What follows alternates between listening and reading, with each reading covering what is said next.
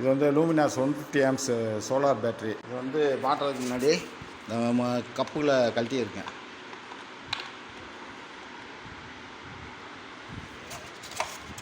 பேக்கிங்கில் இந்த கப்பு வரும். இதை தூக்கி எல்லாத்துலேயும் ஒவ்வொன்றா மாட்டி விட்ருக்கேன்.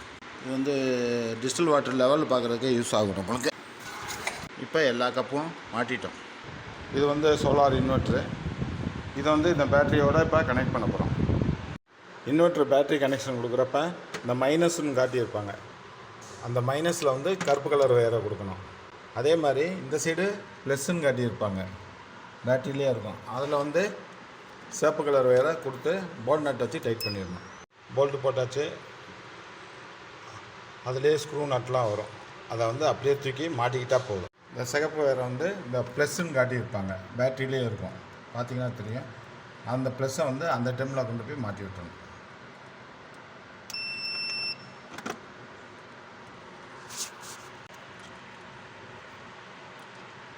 வாசல் நட்டு போட்டு நல்லா டைட் வச்சிடணும். அவ்வளோதான். ஸ்பானர் போட்டு நல்லா ஃபுல் டைட், முடிஞ்ச வரைக்கும் நல்லா டைட் வச்சிடணும். லூஸ் இருக்கக்கூடாது பேட்டரியில் மட்டும். 1000 வாட்ஸு சோலார் இன்வெர்ட்ரு புதுசு மாட்டி செக் பண்ணியாச்சு. எல்லாம் நல்லா ஓடிட்டுருக்கு.